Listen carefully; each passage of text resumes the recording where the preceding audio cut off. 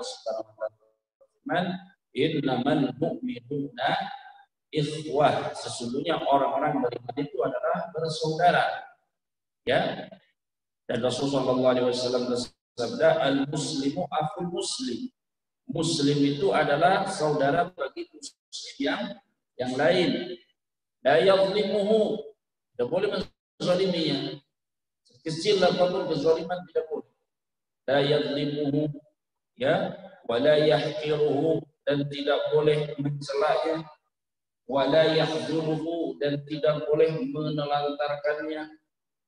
Bihasbi imri'in minasyarri an yahqira akhahu muslim, kata Rasulullah. Cukuplah seseorang dinilai sebagai orang yang buruk, ya, buruk perangainya, buruk akhlaknya, an yahqira akhahu muslim, ketika dia, ya, suka mencela saudaranya sesama muslim, kata Rasulullah SAW. Bahkan kata Rasulullah SAW, ya, dalam sebuah hadis diberitakan untuk memperlakukan saudara kita sesama muslim seperti kita memperlakukan diri kita sendiri.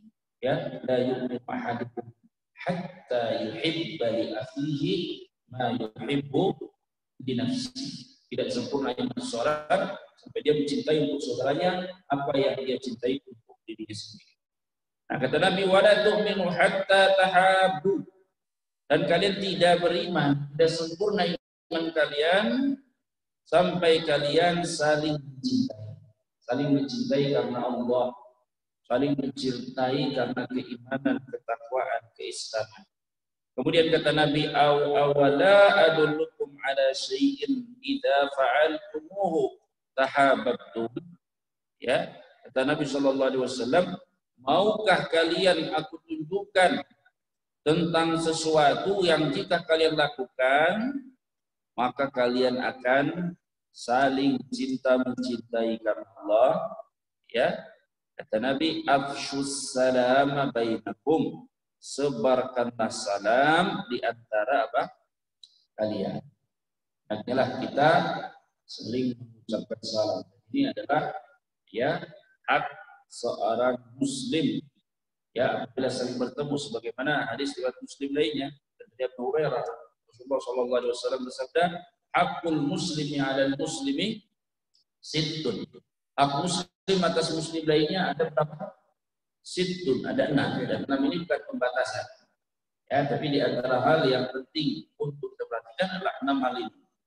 Ya, di antaranya yang pertama, idza laqitahu fasallim alaihi. Jika bertemu maka hendaknya mengucapkan salam. Ya, mengucapkan salam. Ini di antara hak-hak persaudaraan. Jadi menebarkan salam, mengucapkan salam adalah perbuatan yang bisa menumbuhkan cinta, mencintai, kasih, mengasihi karena siapa? Allah Subhanahu wa taala. Ya, di sunnah ini, ya, barangkali, ya, kita lihat, ya, banyak ditinggalkan oleh kaum muslimin.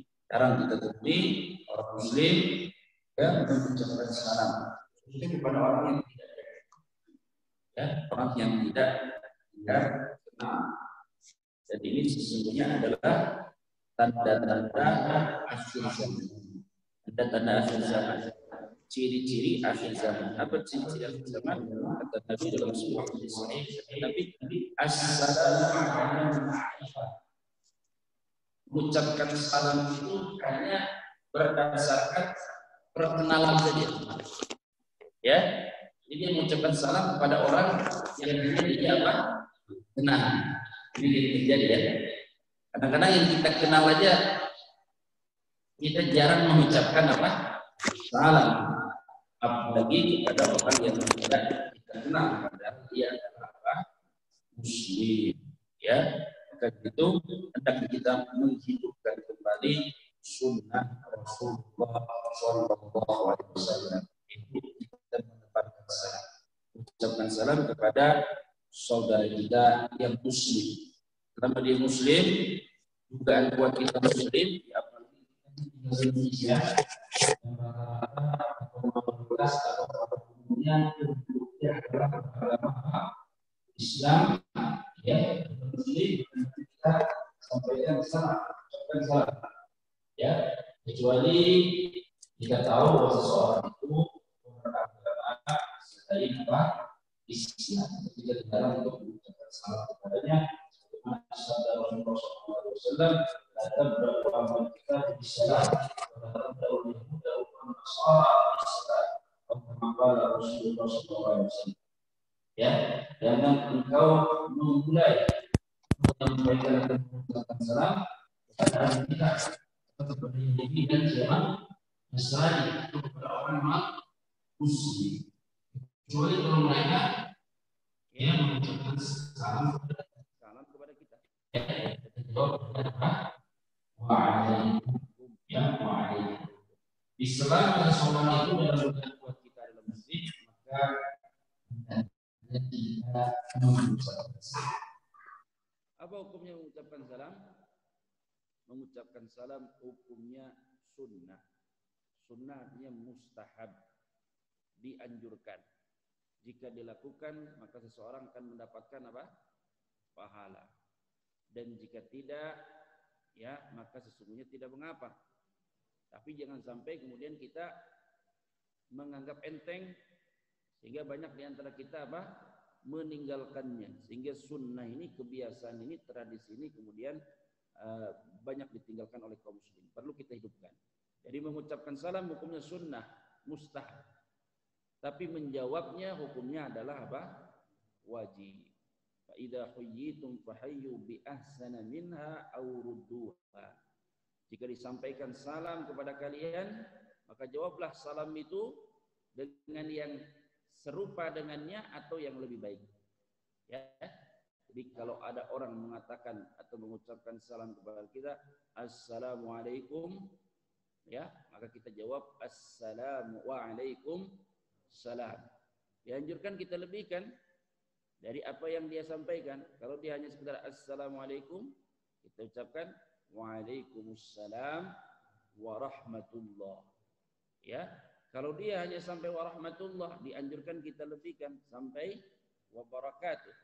Kalau saudara kita mengucapkan sampai Assalamualaikum warahmatullah, maka disunnahkan kita menjawabnya dengan bacaan yang lebih panjang. Waalaikumsalam warahmatullahi wabarakatuh. Adakah tambahan lebih dari itu? Ya, para ulama berbeda pendapat. Ya, adakah tambahan ya kata ya yang lebih dari wabarakatuh ada atau tidak?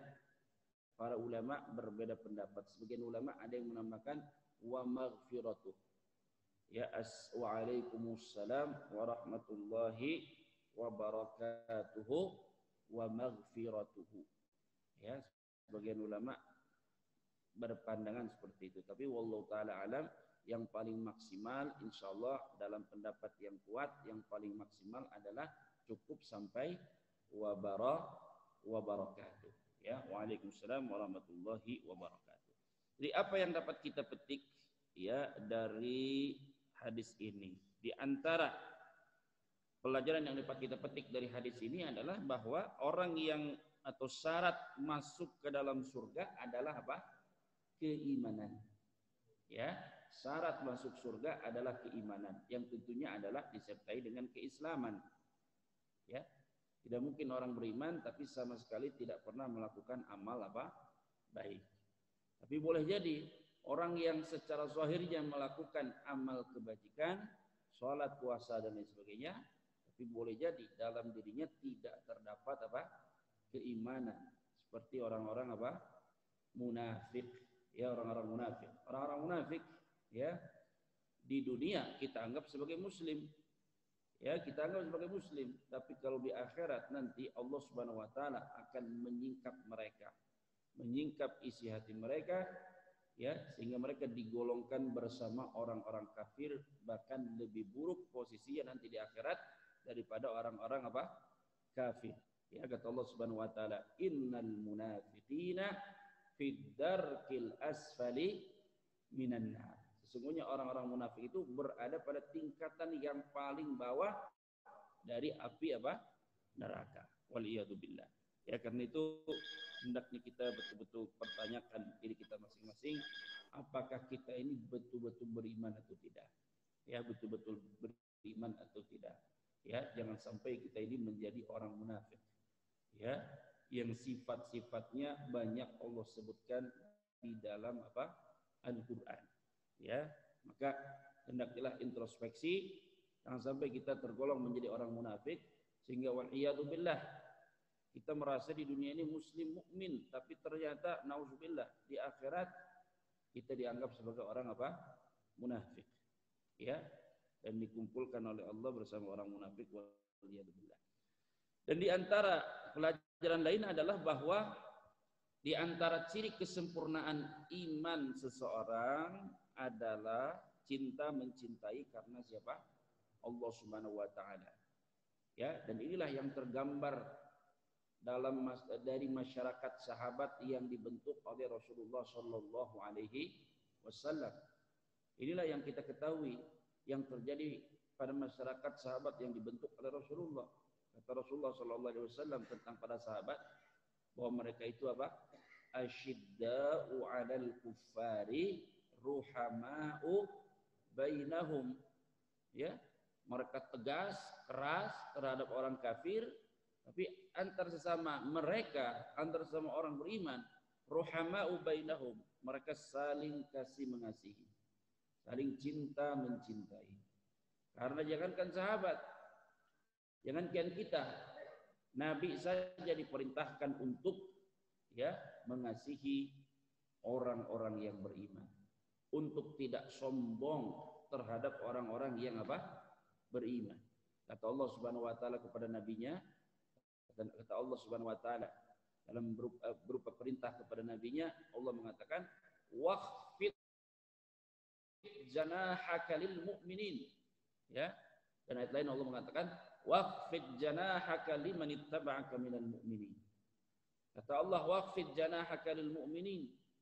Rendahkanlah dirimu di hadapan orang-orang yang beriman. Artinya jangan sombong. Jangan merasa lebih.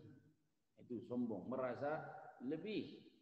Merasa hebat, merasa lebih pintar, merasa lebih kaya, merasa lebih kuat. Ya, kata Allah kepada Nabi. Padahal Nabi ini adalah manusia yang istimewa. Jika ada orang yang memang pantas menyombongkan diri, maka orang tersebut adalah Nabi kita Muhammad Sallallahu Alaihi Wasallam. Apa yang ada pada dirinya, ya, adalah hal-hal yang sesungguhnya pantas untuk dibanggakan. Orang mencintai orang lain itu ya banyak alasannya. Ya, di antaranya satu jamalus surah. Orang mencintai orang lain karena satu di antaranya adalah jamalus surah. Karena ketampanannya atau karena kecantikannya. Ya, itu pada umumnya kan seperti itu. Itu diantaranya. Orang mencintai orang lain atau mencintai pihak lain kan banyak faktornya. Di antaranya adalah jamalus surah. Ya, penampilannya yang indah, rupanya yang indah, dia tampan, dia cantik, kan seperti itu. Ya, itu di antara faktor orang mencintai orang lain. Kenapa anak-anak muda sekarang suka kepada artis? Ya, karena apa? Karena rupanya, ya, entah cantik atau apa, tampan. Dan Nabi adalah manusia yang paling apa? Tampan.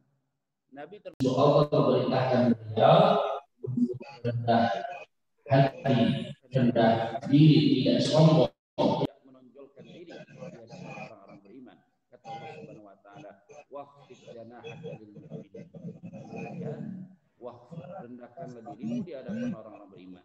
Waqfid janahaka liman ittaba'aka minal mu'minin. Rendahkanlah dirimu di hadapan orang-orang yang mengikutimu dari kalangan orang-orang yang beriman. Ya, tapi itu kita betul-betul menumbuhkan ya cinta mencintai antara kita sesama muslim karena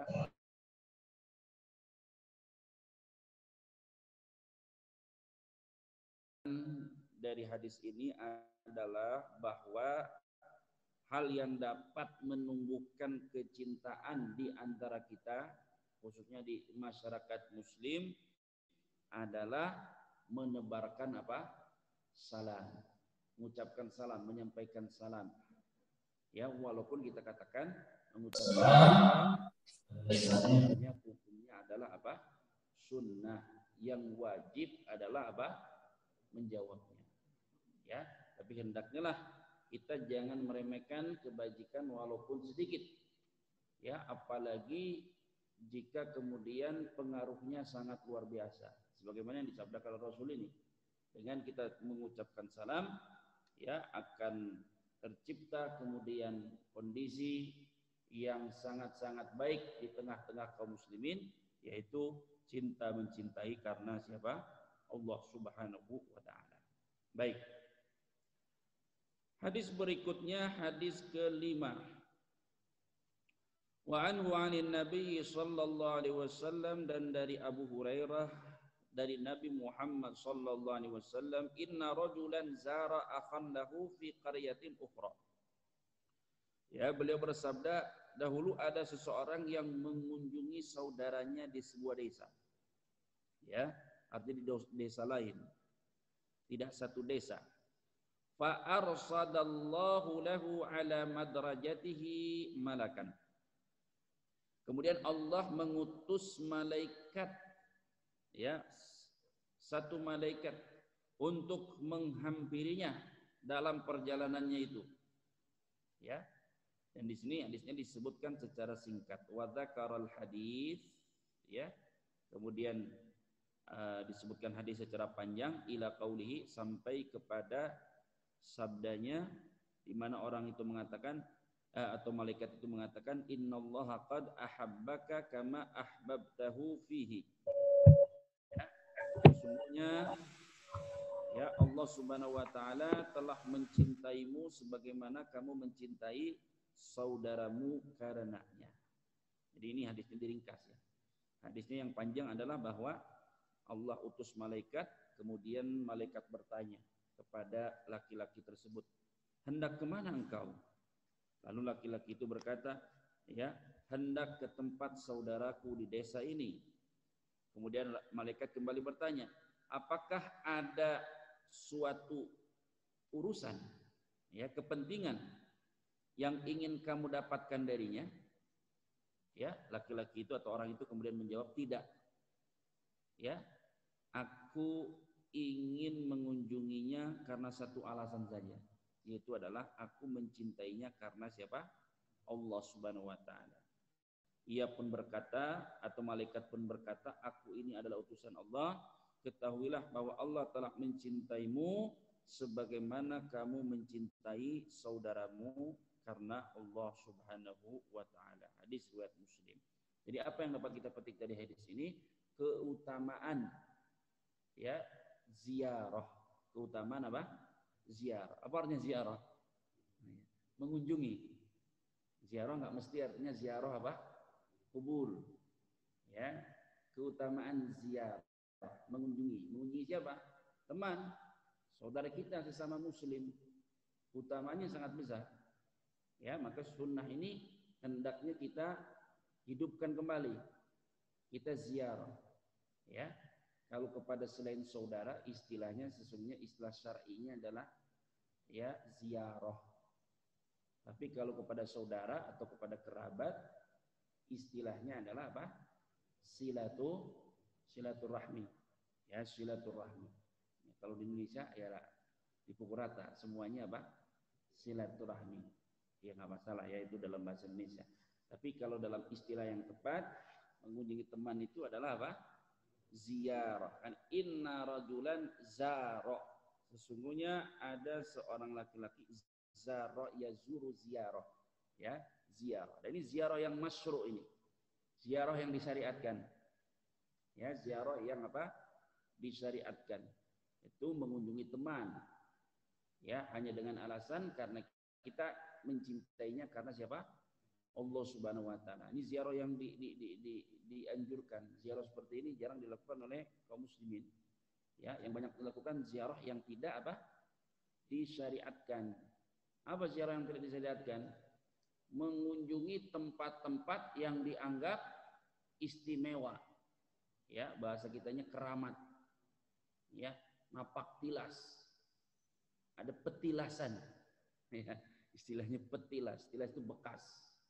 Bekas-bekas petilasan Soekarno, ya, petilasan, bekas-bekasnya tempat bekas dikunjungi Soekarno. Ada petilasan Jenderal Sudirman, ya, dan lain sebagainya.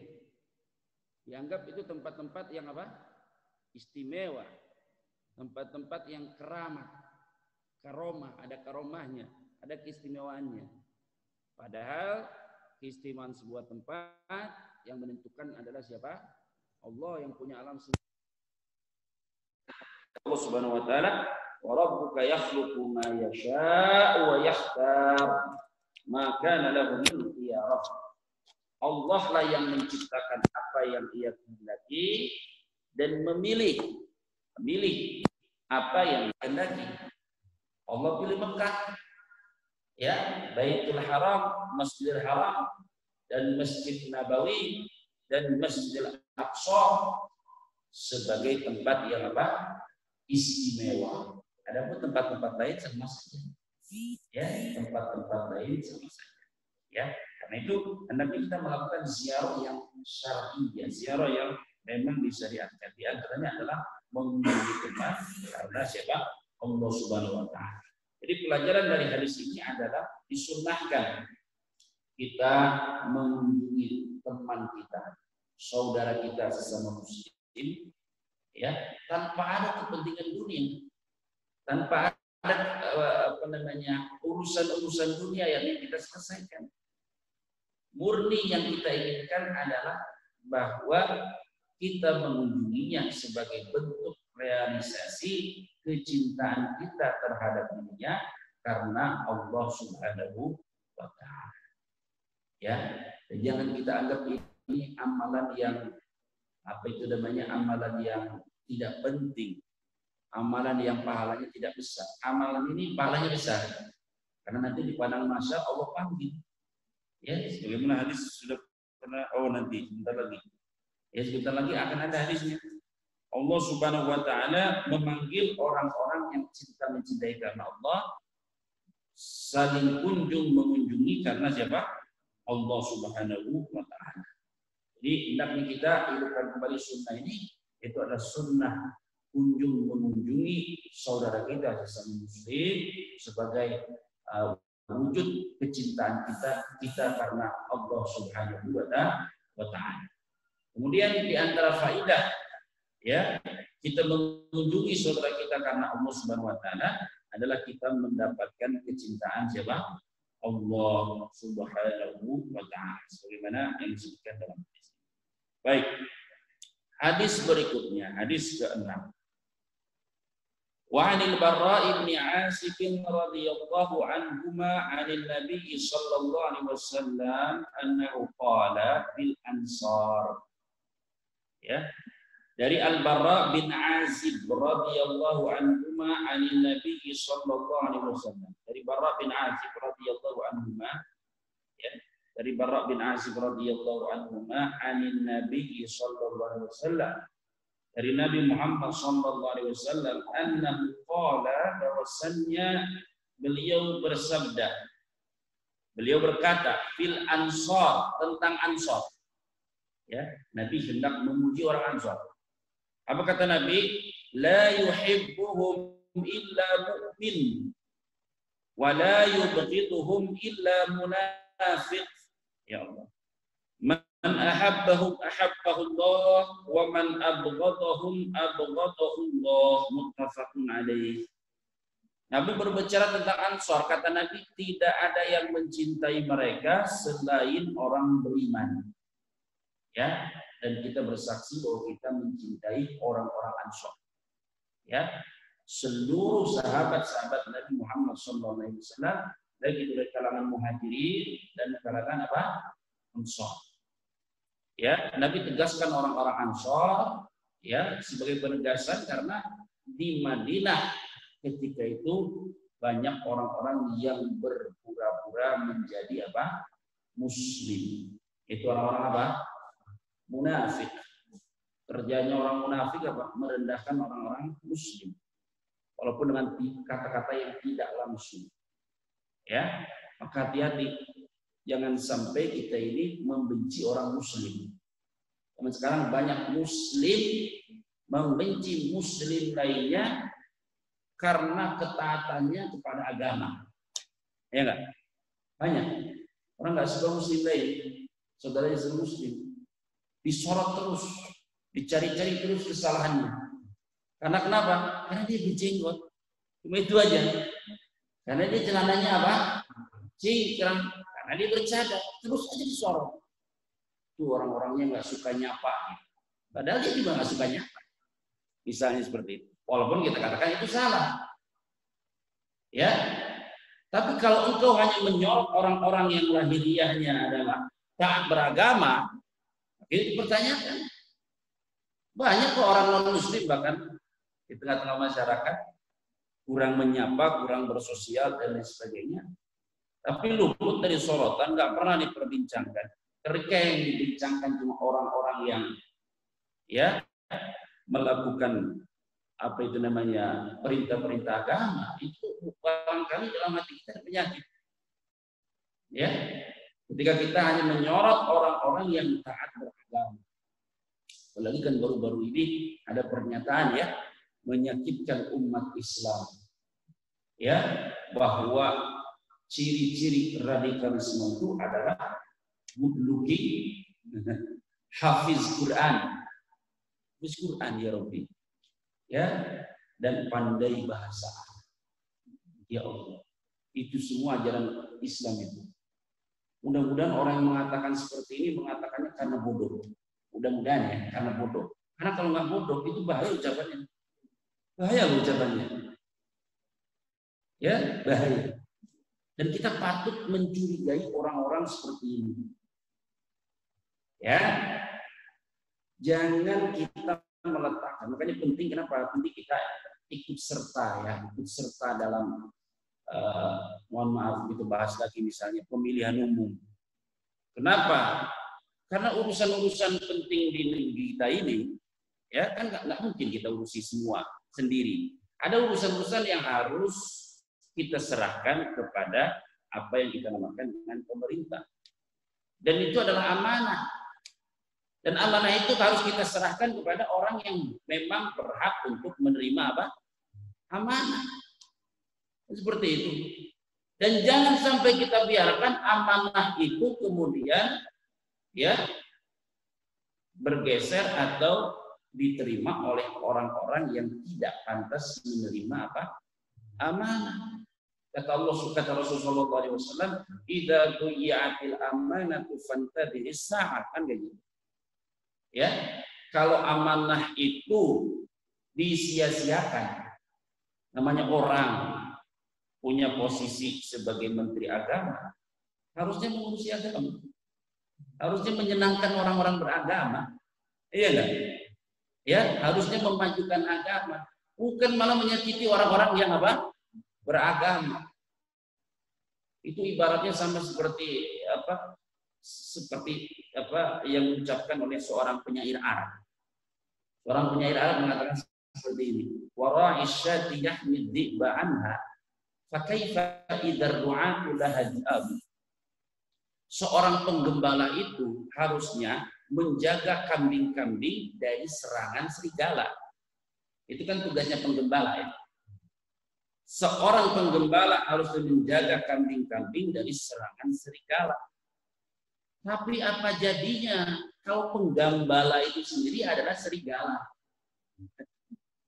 Apa yang akan terjadi kalau ternyata penggembalanya adalah serigala, bukannya mengayomi, bukannya menjaga, malah menerkam. Nah, itu yang terjadi sekarang. Nah, kita wajib ya untuk mengangkat pemimpin dengan kemampuan kita. Yang sekarang ada seperti ini ya, bagaimana?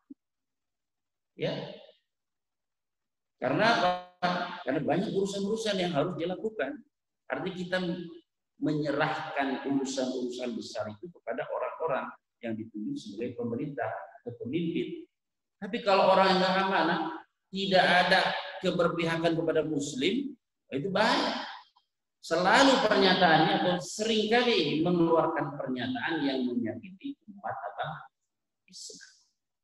Makanya ini penting ini. Ini namanya dalam istilah para ulama itu al-imtihanu bil ashkhas. Kita menguji status keimanan seseorang, status agama seseorang itu dengan komentarnya atau sikapnya kepada seseorang, ya, khususnya kepada orang Muslim, khususnya kepada tokoh-tokoh. Ya, kita sebagai ahlus sunnah misalnya, pasti mencintai ulama-ulama ahlus sunnah, iya atau tidak? Tidak akan kita sebagai ahlus sunnah kemudian merendahkan ulama-ulama ahlus sunnah. Kalau ada orang mengaku ahlus sunnah, kemudian merendahkan ulama-ulama ahlus sunnah, berarti kan kita meragukan status dia sebagai apa? Ahlus sunnah. Kalau dia ahlus sunnah, pasti dia cinta Imam Ahmad bin Hanbal atau tidak? Pasti. Itu namanya imtihan bil ashkhas. Kita menguji tingkat keimanan, keislaman, keahlussunnahan seseorang, ya, dengan bagaimana sikapnya, kecintaannya kepada orang-orang Muslim, yang tokoh-tokohnya. Orang Muslim harusnya cinta dengan Muslim, cinta dengan apa yang dia lakukan. Nah, kalau dia benci dengan orang Muslim, juga, ya, apalagi hafiz Quran, hafiz Quran. Jadi itu bukan, saya dengar itu bukan ini aja. Kalau dulu juga saya pernah dengar. Kok khotib Jumat kan? Itu dari Ustaz Syarif Rumah ya, pernah di sini kan? Ya, Ustaz Syarif Rumah yang pernah menyampaikan. Ada khotib Jumat mengatakan ciri-ciri teroris itu yang di sakunya ada Quran. Astagfirullahaladzim. Ciri-ciri teroris orang di sakunya ada Al-Quran. Anak muda sekarang kan banyak hafiz Quran ya. Dia letakkan Quran kecil itu di mana? Di sakunya. Itu ciri-ciri teroris. Ya Allah, astagfirullahaladzim. Nah, orang seperti itu, walaupun kita tidak hukumi, kita curigai sebagai orang munafik. Curigai. Dan berhak kita. Ya, karena Allah Subhanahu wa taala kepada nabinya, kepada kita Allah tidak terangkan. Fulan munafik, fulan munafik, fulan munafik. Allah nggak terangkan. Kalau orang kafir kan jelas ya. Orang kafir jelas, oh bapak itu Kristen, bapak itu Yahudi. Tapi munafik ini kan nggak jelas. Cuma Allah kasih ciri-cirinya. Ya, kalau bisa ya, baca dalam surat Muhammad. Nah, ini penting saya sehari. Ya, orang munafik itu bisa kita lihat dari cara arah pembicaraannya. Arah pembicaraannya. Ya. Arah pembicaraannya. Nah, ini. Baik, surat Muhammad ya, kita mulai dari ayat 29. Ayat 29. Makanya kita penting kita baca Quran. Baca Quran penting. Dan memahami Al-Quran. Tafsirannya dan berusaha untuk mentadabburinya. Karena ini bekal hidup kita. Bekal hidup kita supaya kita tahu apa yang terjadi. Jangan sekedar berita aja, ya berita nggak masalah. Tapi bagaimana kita hidup dengan baik, bagaimana menyikapi apa yang sedang terjadi, itu baca. Ya, kita kan sering baca surat Al-Kahfi. Kata Allah, "Wa laqad sarrafna fi hadzal Qur'ani lin-nasi min kulli mathal." Ya. Wa kana al-insanu aktsara syai'in jadala. Kan seperti itu. Walaqad sarrafna, dan sungguh telah kami sarrafna, itu kami ulang-ulang. Kami ulang-ulang dalam Quran ini banyak permisalan, perumpamaan. Itu contoh. Contoh dalam hidup agar kita jadikan pelajaran, agar menjadi pengingat kita. Ya. Kan ada istilah sejarah itu berulang. Sejarah itu berulang maksudnya peristiwanya itu ya dalam kehidupannya itu aja. Walaupun pemerannya berbeda, kondisi lingkungannya berbeda, ya dan lain sebagainya, ya tapi sandiwara dunia dari dulu itu aja. sandiwara dunia. Ada orang yang mengusung kebenaran, ada orang yang tidak suka. Ada orang yang menjadi alat, menjadi alat ya untuk meruntuhkan agamanya sendiri. Makanya dalam surah Al-Baqarah ya banyak sifat-sifat orang munafik disebutkan dalam Al-Quran dan banyak ayat dalam surah Al-Baqarah ada. Sudah jelas surah Al-Baqarah itu sebagai bekal hidup kita. Ya. Kemudian dalam surat An-Nisa, dalam surat At-Taubah kalau tidak salah, dan Al-Anfal, bahkan ada satu surat khusus namanya surat apa? Al-Munafiqun. Dalam surat Muhammad, coba lihat dalam surat Muhammad. Ayat kita mulai dari ayat 29. Ya, kata Allah. Makanya ini, orang munafik itu merasa dia bisa mengelabui orang-orang beriman. Nah, orang beriman itu dengan bekal Al-Quran, ya, kalau boleh saya istilahkan, memiliki firasat yang kuat. Memiliki firasat yang apa? Yang kuat. Orang munafik kan merasa dirinya yang dianggap muslim. Tapi orang muslim yang sesungguhnya, walaupun dia tidak menghukumi, kamu munafik enggak, tapi dalam hatinya, ya, dalam hatinya, dia sesungguhnya bisa merasakan sesuatu yang tidak beres. Dengan firasat kuatnya dia akan mengatakan, oh ini jangan-jangan orang ini adalah orang apa? Munafik. Karena apa? Bekal pengetahuannya yang dia dapatkan dari Al-Quran tentang ciri-ciri orang munafik.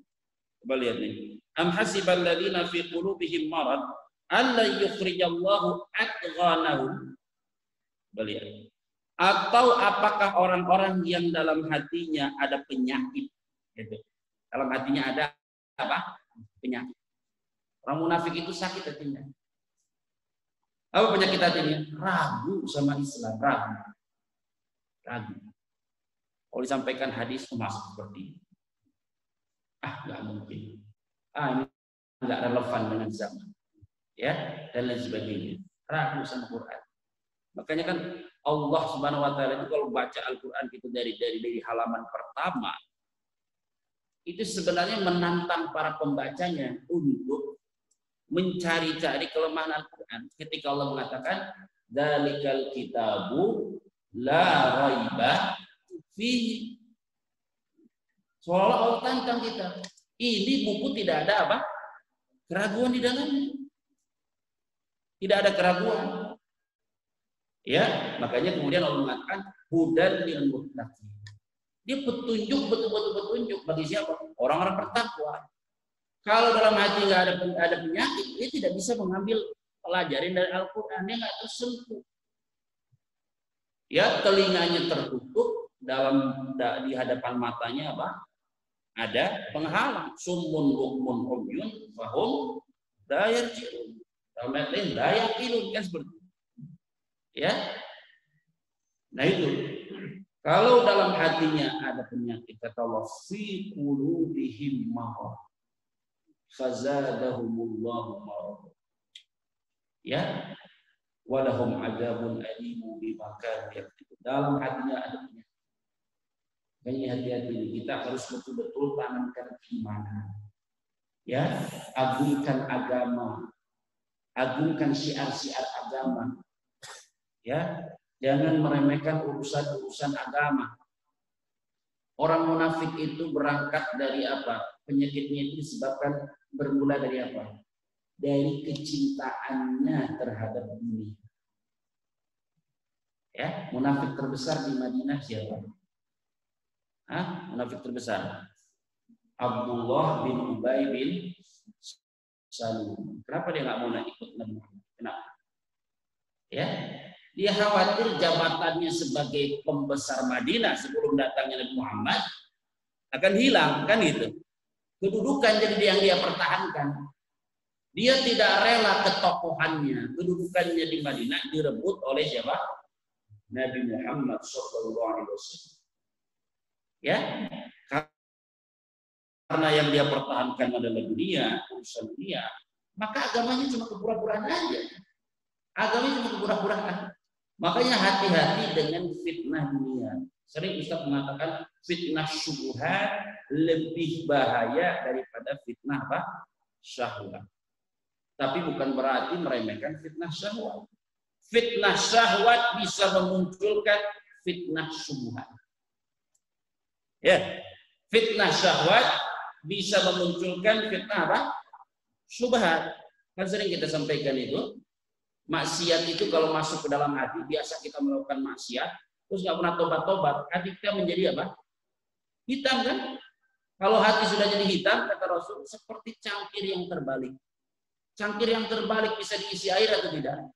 Tidak. Itu orang munafik. Walaupun beratus-ratus hadis disampaikan, nggak ada yang masuk hatinya.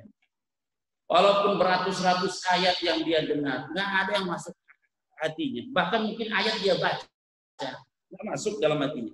Cuma di kerongkongan aja. Mungkin dia baca Qurannya, Masya Allah, luar biasa. Cuma nggak masuk hati. Ya, kenapa? Hatinya hitam seperti cangkir yang terbalik. Kemudian kata Nabi apa? La ya'rifu ma'rufan wa la yunkiru munkaran illa ma usyriba minhu hawa. Tidak tahu tentang baik, tidak tahu tentang apa? Buruk, kecuali yang sesuai dengan hawa nafsu.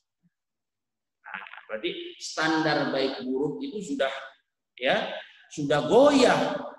Dia nggak punya standar baik buruk kecuali yang sesuai dengan kepentingannya, interestnya, ya, minatnya, keinginannya. Itu yang terjadi. Itulah orang munafik. Nah, kata Allah Subhanahu wa taala, apakah orang-orang dalam surat Muhammad ayat 29, apakah orang-orang yang dalam hatinya ada penyakit mengira bahwa Allah tidak akan menampakkan kedengkian mereka? Kedengkian itu tersimpan dalam apa? Hati. Kita tahu dari mana? Ucapan. Iya enggak? Ucapan. Kadang-kadang orang itu tanpa sadar, saking bencinya tanpa sadar, walaupun dia tutupi kedengkian itu, kadang-kadang terucap pada apa? Lisan. Makanya lihat, ini ayat 29, ayat 30-nya. Ayat 30-nya. Walau nasya'u lara'ainakahum fala'araftahum bisimahum. Ya. Dan sekiranya kami menghendaki, ya, niscaya kami perlihatkan mereka kepadamu wahai Muhammad, sehingga engkau benar-benar dapat mengenal mereka dengan tanda-tanda. Artinya jika Allah ingin, Allah akan sebutkan nama-nama orang munafik. Itu munafik, itu munafik, itu munafik. Tapi Nabi tidak mengetahui, ketika beliau hidup tidak mengetahui seluruh nama-nama orang apa? Munafik. Hanya bagian aja. Di antaranya Abdullah bin Ubay bin Salul, ya. Dan kemudian Nabi perintahkan untuk mencatat nama-nama orang munafik kepada seorang sahabat. Siapa itu? Hudzaifah, ya, kalau nggak salah. Hudzaifah bin Yaman. Ya, beliau perintahkan itu. Ya. Kemudian dalam lanjutan ayatnya wala ta'rifannahum fi lahnil qaul wallahu ya'lamu a'malakum. Dan kata Allah, dan engkau benar-benar akan mengenal mereka.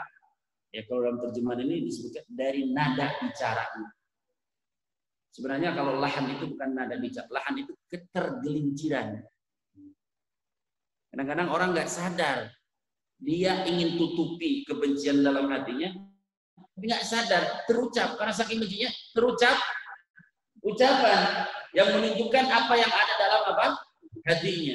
Apalagi kalau sudah sering.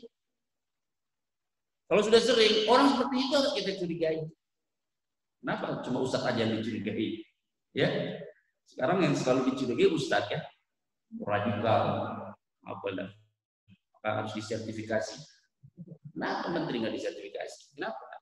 Itu yang harus disertifikasi, itu harusnya diuji. Pemahaman agamanya bagaimana? Kan gitu. Kalau ustadz apalagi sudah dapat S1, kan udah belajar. Apalagi lulusan pesantren. Ya kan? Kan udah belajar. Ya. Apakah kemudian kita curiga bahwa kitab-kitab yang dia pelajari itu mengajarkan kekerasan? Begitu. Padahal kita tahu, ya, bahwa Al-Quran itu mengajarkan apa? Kebaikan. Jangan karena ada orang berjenggot kemudian gabung kepada kelompok teroris ISIS misalnya, kemudian kita pukul rata bahwa setiap yang berjenggot itu adalah teroris, adalah radikal. Apalagi yang lebih parah itu hafiz Quran gitu loh. Hafiz Quran itu itu lebih parah lagi. Kalau dulu orang cuma ngomong jenggot aja, sama celana cingkrang, sama cadar. Sekarang udah lebih parah lagi. Quran diidentikan dengan radikalisme. Itu terus kita harus menjadi muslim yang gimana? Muslim abangan berarti. Yang Islamnya cuma upacara aja.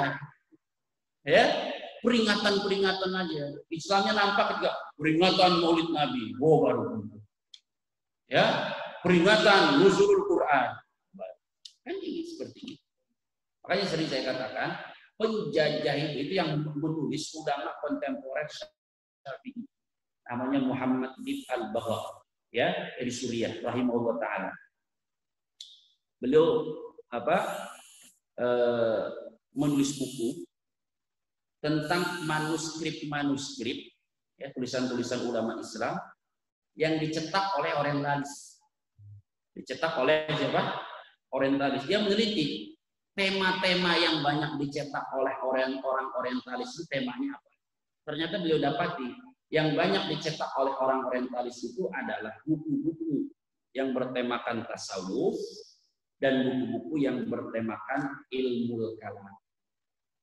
Ya, artinya beliau mengatakan dalam buku itu, inilah rahasia kenapa umat Islam itu mundur dan mudah dijajah oleh orang-orang non-Muslim, mudah dijajah negerinya. Karena apa? Cara beragamanya yang lalai. Ya, kalau sudah tasawuf kan yang dipikir ya, dia nggak mikirin dunia lagi. Ya, mikirnya zikir aja. Apa yang terjadi udah nggak peduli. Ya, lihat aja orang-orang tasawuf sekarang. Sepertinya, contohnya ya internasional Habib Al-Jufri misalnya, yang dia katakan kan cuma perdamaian aja. Ya, selalu menyalahkan umat Islam. Ya, dan itu banyak. Orang para ilmuwan mengatakan seperti itu, bahkan ilmuwan Maroko juga mengatakan seperti itu, Aqil dan Bilali. Jadi kita ingin dibentuk supaya muslim menjadi muslim yang tidak kafir. Radikal itu artinya apa? Apa artinya radikal? Radikal itu artinya bukan keras. Kalau ekstrim iya. Dan ekstrim dalam bahasa Al-Quran, bahasa hadis ada namanya gulu, berlebihan.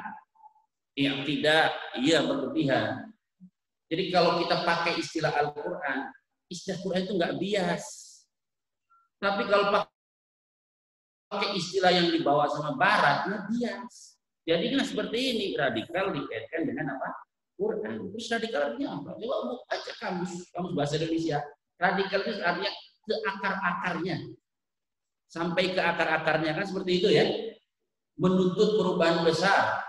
Nah, kalau perubahannya baik, emang masalah. Kalau kita mengamalkan Islam sampai ke akar-akarnya, salah atau tidak?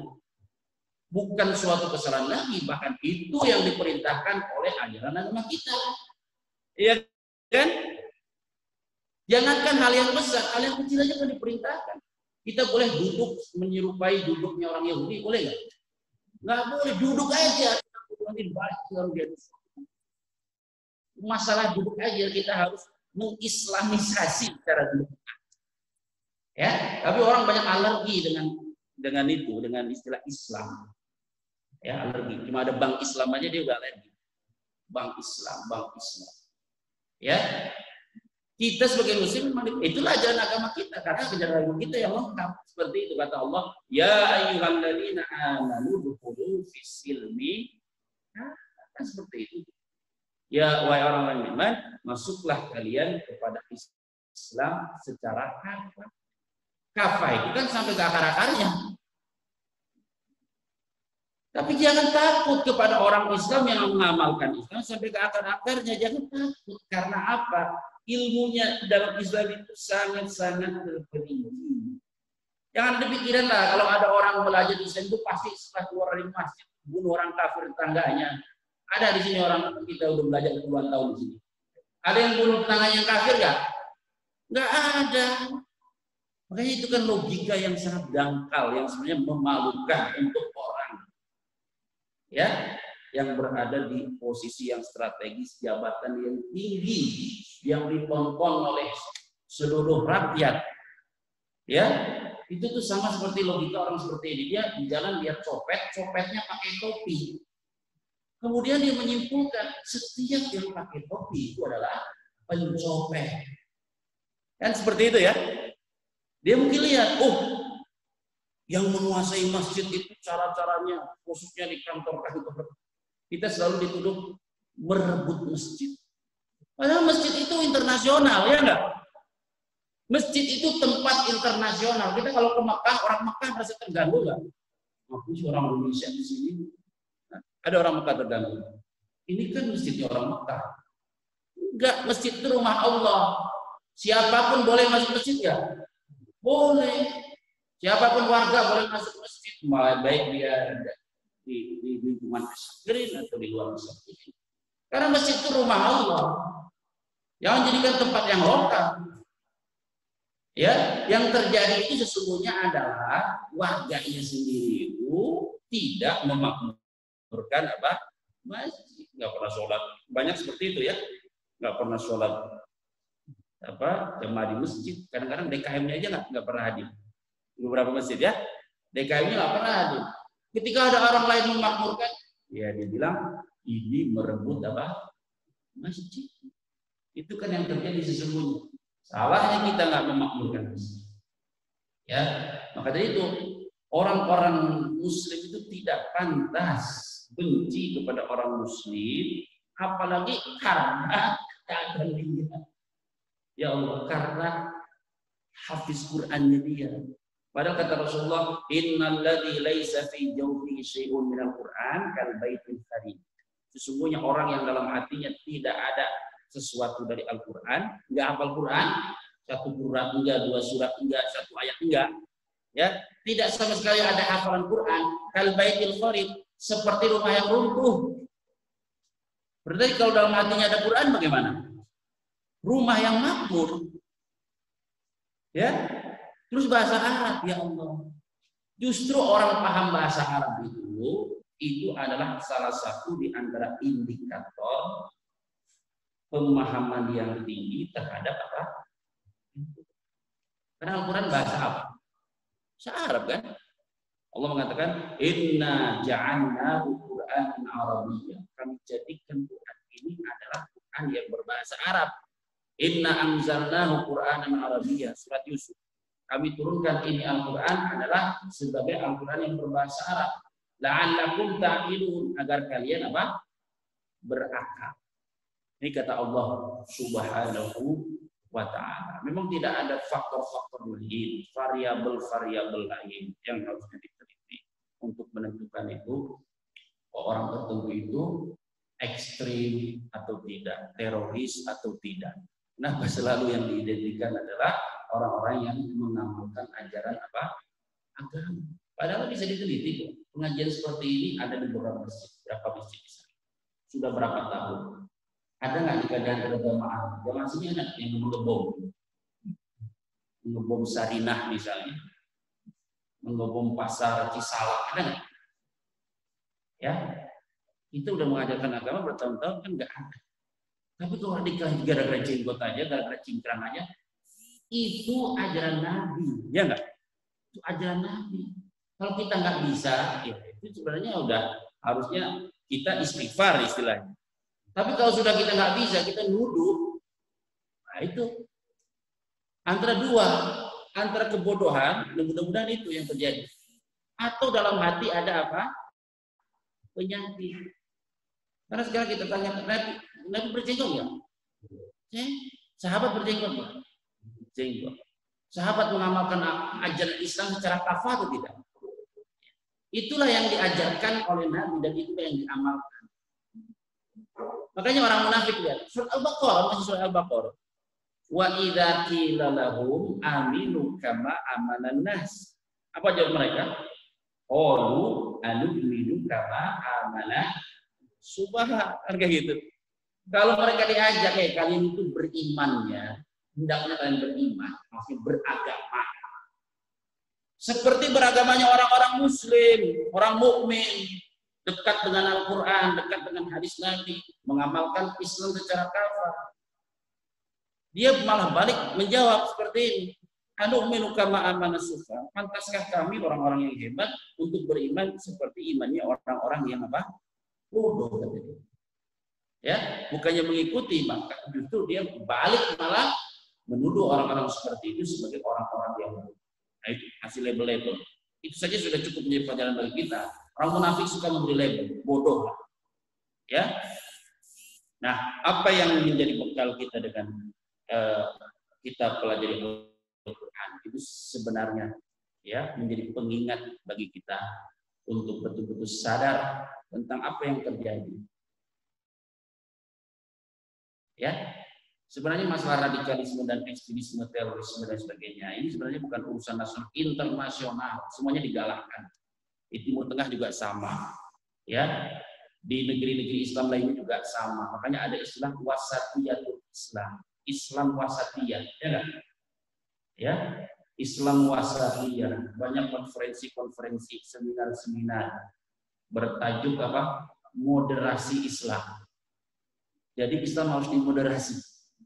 Nah, Islam itu sendiri nggak harus ditambahin embel-embel, ya. Islam itu moderat nggak? Moderat. Tahu perlu dimoderasi. Yang harus dimoderasi itu cara beragama sebagian umat Islam. Kalau Islamnya nggak usah dimoderasi. Cara beragama sebagian orang Islam yang salah, iya. Seperti anak-anak muda yang terjerumus dalam pemahaman dan lain sebagainya. Tapi kita yakin, saya sendiri yakin, itu tidak murni ulah umat Islam. Ya, terorisme murni ulah umat Islam nggak? Tidak murni ulah umat itu ulah umat Islam. Ada permainan-permainan internasional di sana. Banyak tokoh-tokoh mengatakan seperti itu. Tapi silakan aja bermain-main seperti itu. Ya, orang kafir silakan bermain-main seperti itu. Yang disayangkan orang Muslim yang jadi alat, jadi tunggangan orang yang tidak suka dengan apa? Islam. Itu yang kita sayangkan. Awas loh. Takut loh kita jadi orang munafik. Ya, hendaknya kita takut jadi orang munafik. Takut jangan jadi tunggangan orang-orang yang tidak suka dengan Islam. Tapi kalaupun mau ya silakan aja, silakan bermain-main, silakan buat makar sebesar-besarnya, silakan bikin propaganda sebesar-besarnya, silakan bikin agenda sebesar-besarnya, silakan. Tapi kita yakin sebagai muslim dengan firman Allah, wa makaru wa makaru wallahu khairul makirin. Mereka buat makar, tapi makar Allah lebih apa? Hebat. Dan Allah Subhanahu wa taala sebaik-baiknya pembuat makar. Ya, bagi orang-orang yang membuat makar. Karena itu kita lihat perkembangan Islam yang sangat pesat di dunia barat, ya enggak? Kapan pesatnya itu? Setelah 11 September, ya enggak? Iya, 11 September. Wallah alam 11 September seperti apa? Saya dengan kebodohan saya, ya, saya mengira ya bahwa 11 September itu adalah sandiwara untuk kemudian memojokkan Islam, menyerang umat Islam.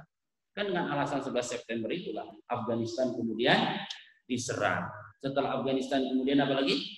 Irak diserang. Berapa warga sipil yang meninggal? Ya, bungkam semua. Padahal itu kejahatan kemanusiaan. Kalau Amerika yang mengayatkan nggak masalah. Satu negeri dia babat habis, diam semua. Tapi kalau ada orang Amerika misalnya di hutan Indonesia terbunuh salah tembak, cuma satu aja, dunia pecah. Ya, semua media mengabarkan. Tapi kalau satu negeri dibabat habis, Arabkan, Afghanistan, itu kan diam semua. Ya, diam semua. Nggak kita anggap sebagai itu kejahatan kemanusiaan. Tapi nggak apa-apa, silakan. Manusianya bisa mati, apa-apa.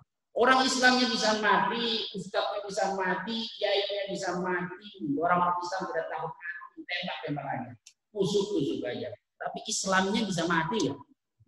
Islamnya nggak bisa mati. Kalau kita jadi alat bagi orang kafir yang tidak suka dengan Islam untuk memadamkan Islam, ya harap kita tahu bahwa Islam tidak akan pernah mati. Islam akan menjadi agama yang terus berkembang. Bahkan di akhir zaman menjadi agama yang sempurna. Boleh jadi seluruh dunia nanti muslim. Boleh jadi. Kenapa? Allah berfirman kan seperti itu. Yuriduna liyutfi'u nurallah bi afwahihim. Ya, coba didengarkan firman Allah ini luar biasa. Sering saya ulang. Mereka ingin memadamkan cahaya Allah dengan mulut mereka. Opini, media, berita, itu mulut sesungguhnya. Membentuk opini. Allah informasi yang sangat akurat dan kita percaya sebagai muslim adalah firman Allah dan sabda Rasulullah. Makanya kita tenang aja, silakan dibuat makar sebesar-besarnya. Tapi tetap kita luruskan. Khususnya orang-orang muslim yang jadi alat untuk menghancurkan Islam. Ingat loh, kita semuanya mati. Kalau Ustaz mati, muslim mati, gak masuk di Islam, gak akan mati. Yuriduna liyutfi'u nurallahi bi afwahihim. Mereka ingin memadamkan cahaya Allah dengan mulut-mulut mereka. Wa ya'ballah, tapi Allah enggan. Allah enggan. Kalau Allah enggan terjadi enggak? Enggak terjadi. Illa an yutimma nurah.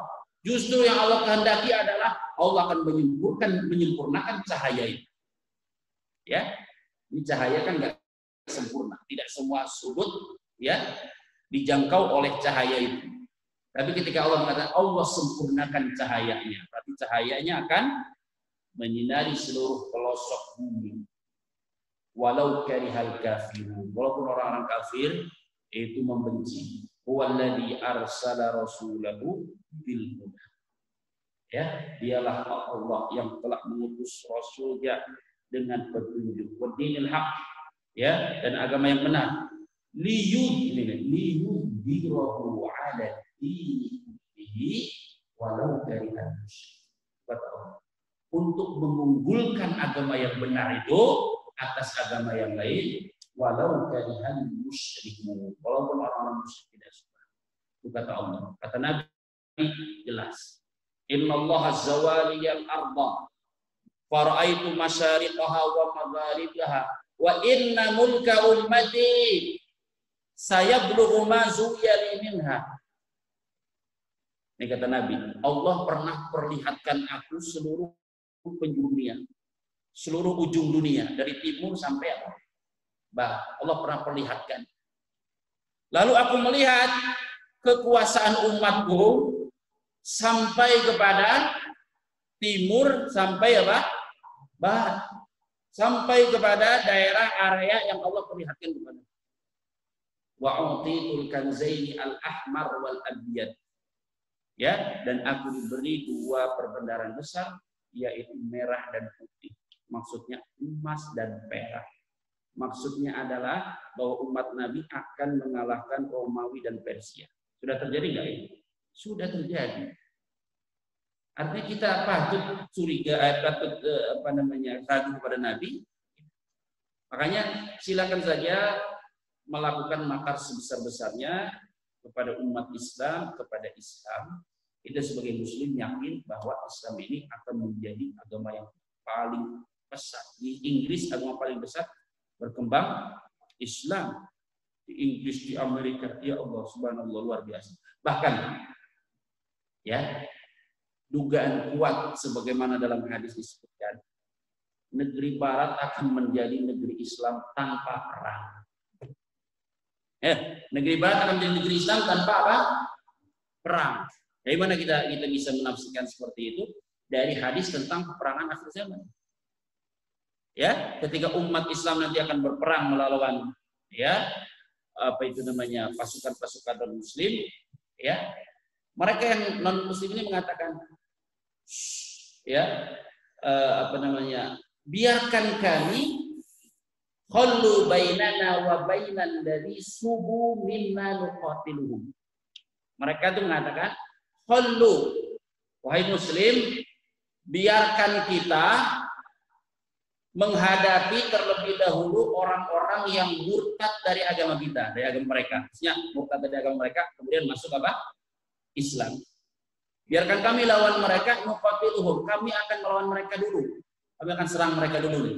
Orang-orang yang keluar dari agama mereka kemudian masuk ke dalam apa? Islam.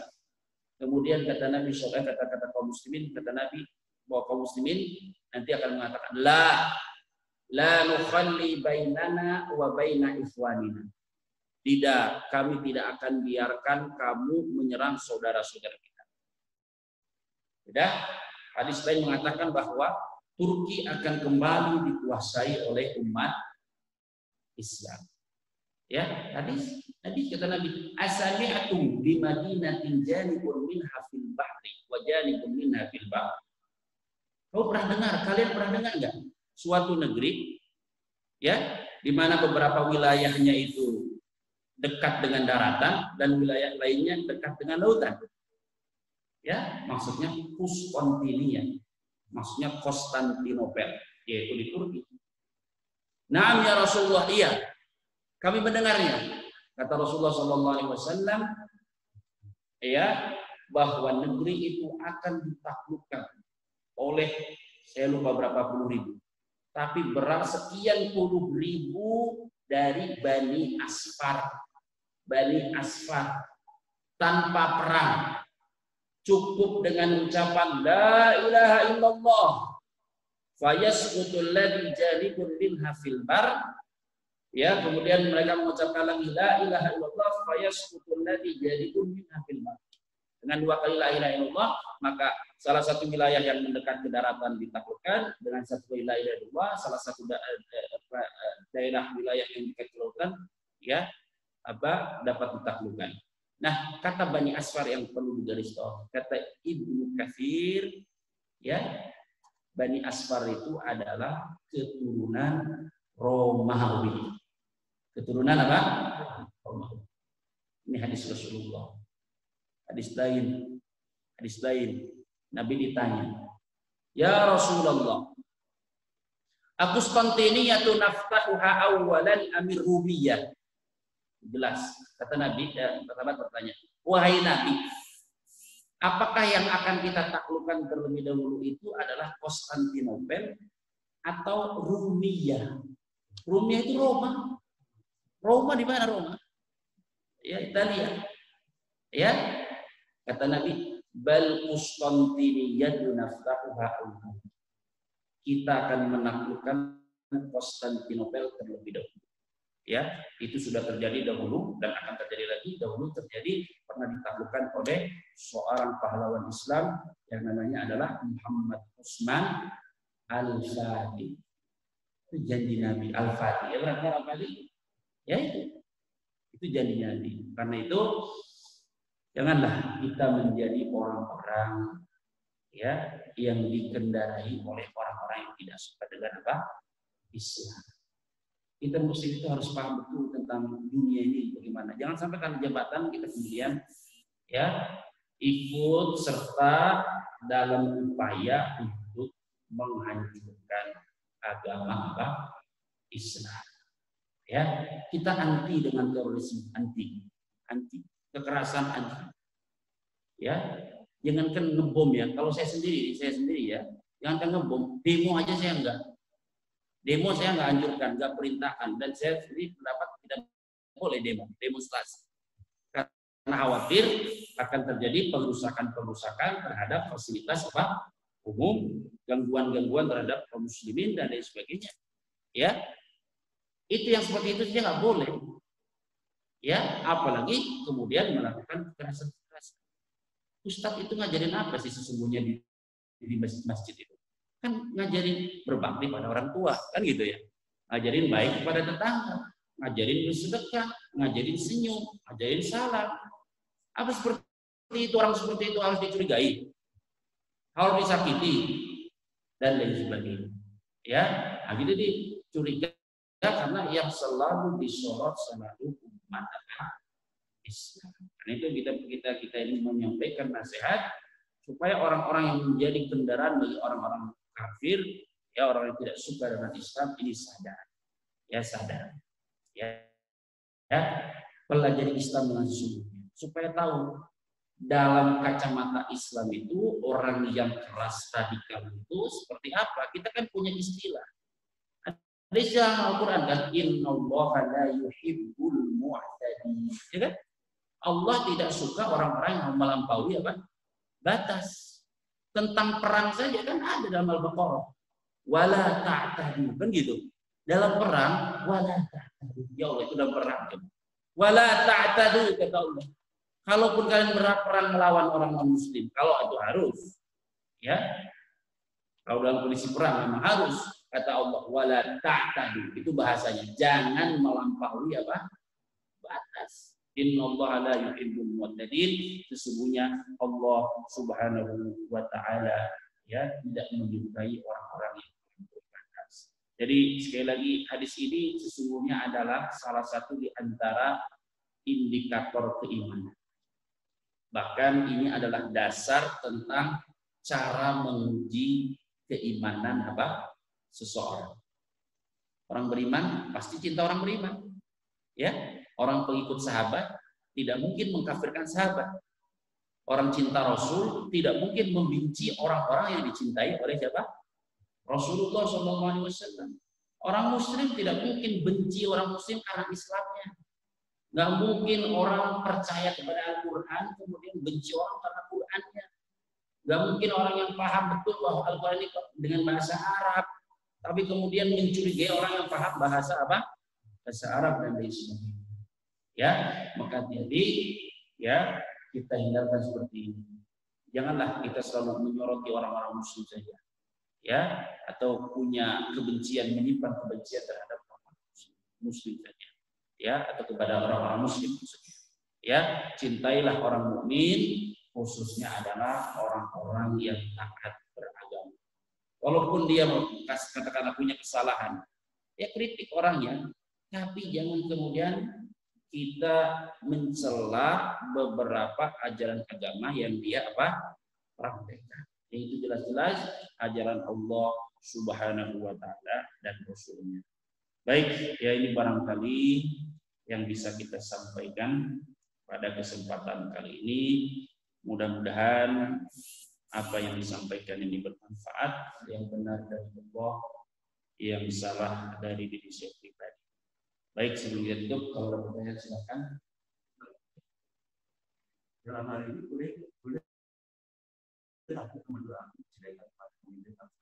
Ya, bolehkah kita mendoakan keburukan kepada pemimpin yang seperti itu? Secara umum boleh. Ya, dalilnya apa? Sabda Nabi SAW, wattaqi da'watal madlum fa innahu laisa bainahu wa bainallahi hijab. Ya. Takutlah kalian, takutlah engkau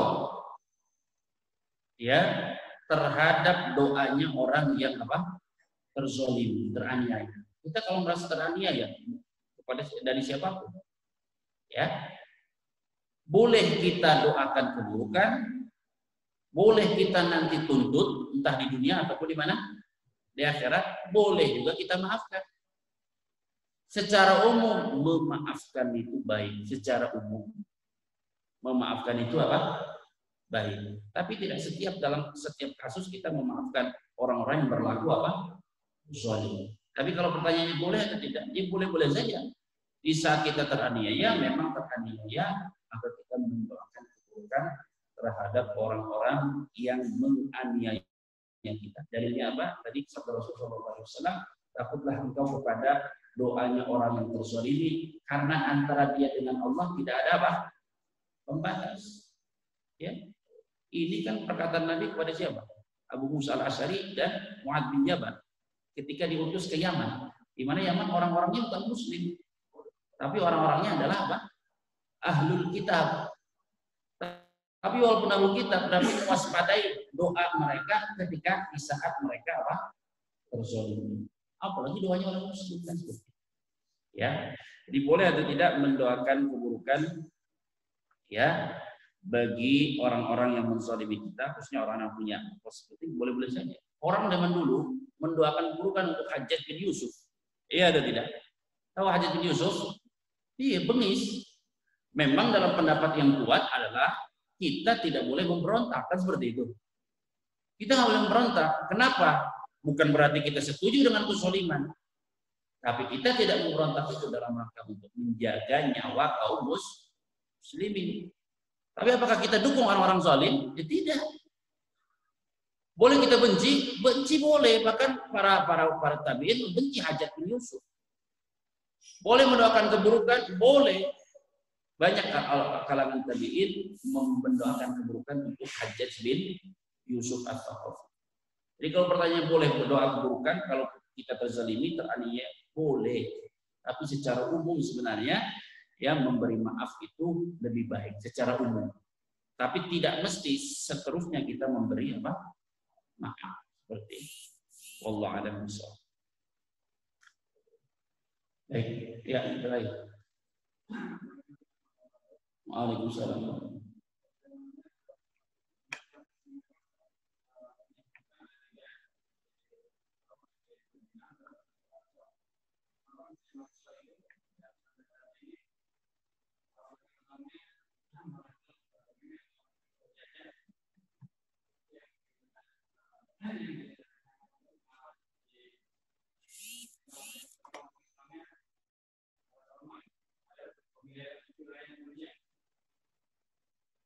Iya.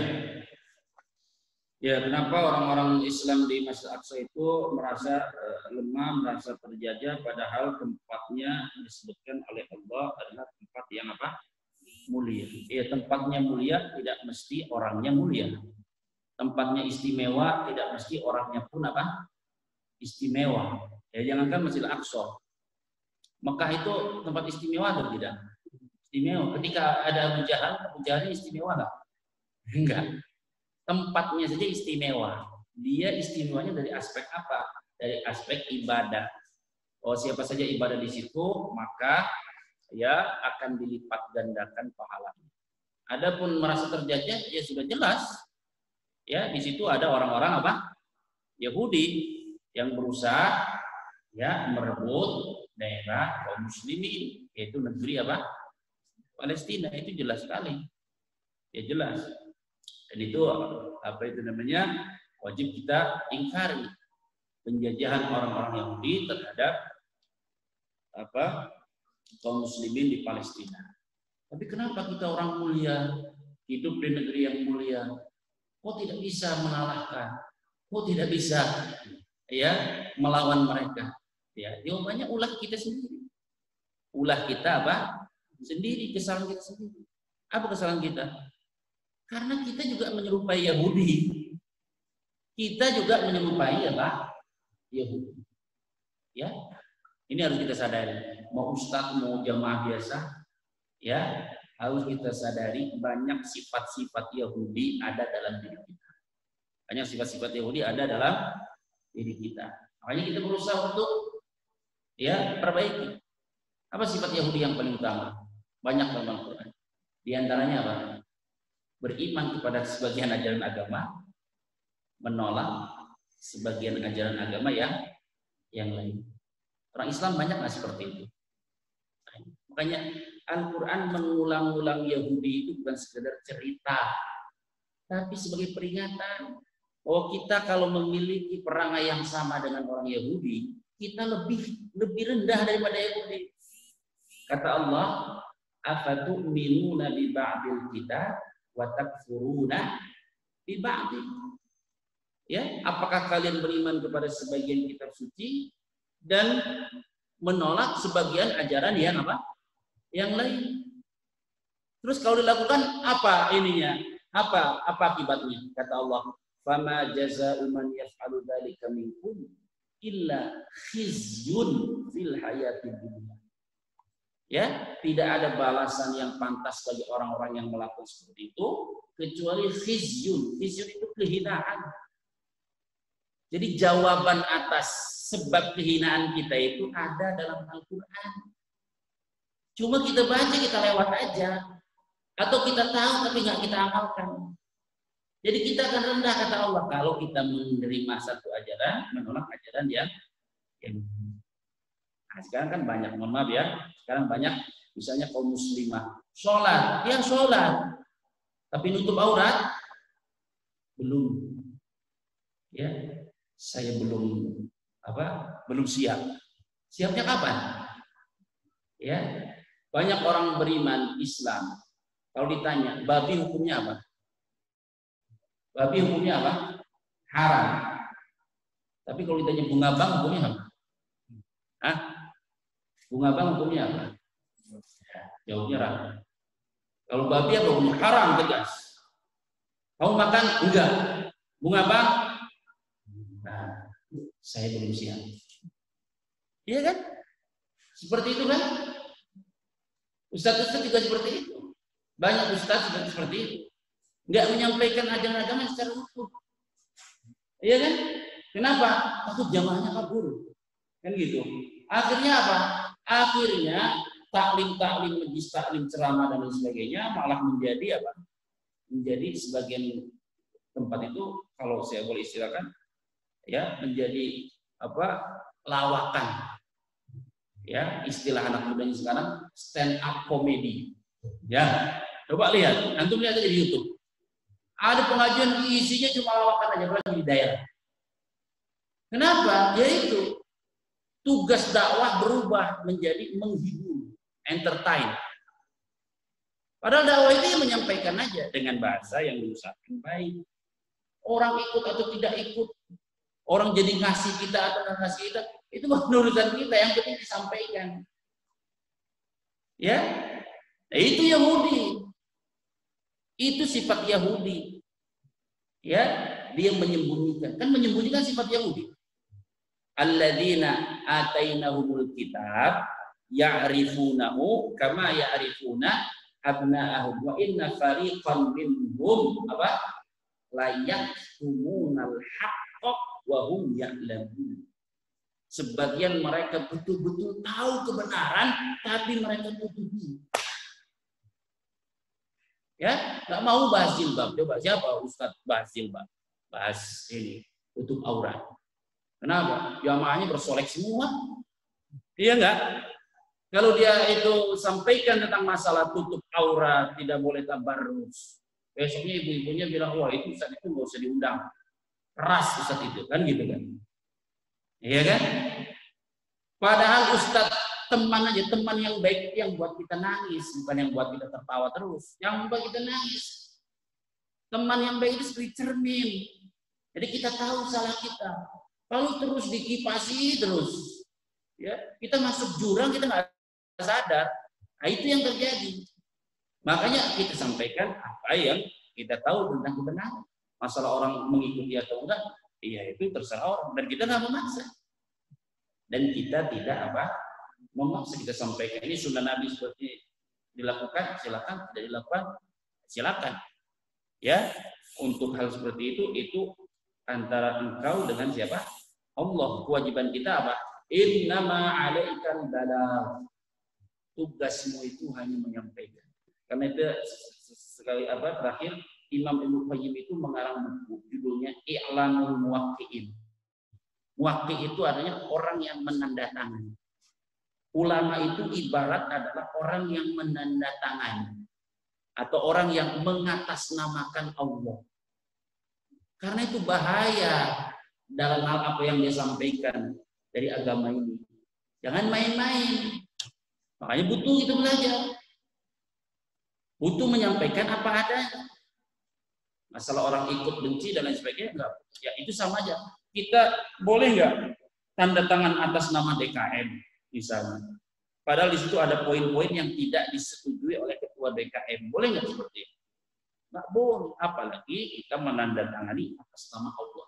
Ulama itu, penceramah itu, mubalik itu adalah seolah-olah dia berbicara atas nama siapa? Allah. Ya, kayaknya dia harus hati-hati. Ya, dia tidak boleh main-main. Sekarang yang terjadi seperti itu. Ya, dan selama seperti itu maka umat Islam akan rendah. Tapi kita yakin mungkin generasi ke depan itu lebih baik. Dan itu yang kita harapkan. Ya, kalau generasi yang sudah itu sudah buruk, ya itu memang pantas diganti oleh Allah. Ya, Allah akan hadirkan generasi yang betul-betul mau memperjuangkan agamanya.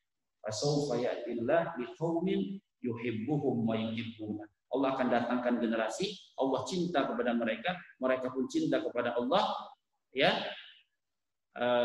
yujahiduna fi sabilillah wa la yakhafuna laumata laim. Berjuang betul-betul di jalan Allah dan tidak khawatir terhadap celaan orang yang mencela. Karena itu karakter dakwah. Kan dakwah seperti itu. Nabi aja yang sudah dikenal sebagai orang yang jujur, ya, keturunan Quraisy, keturunan terbaik, warga asli Mekah gitu loh. Ya, dikenal jujur. Tapi kalau sudah bawa kebenaran, apa yang terjadi? Orang bilang, oh kamu kahin, kamu majnun, dan sebagainya. Ya, itu adalah karakter. Baik, kita cukupkan sampai di sini.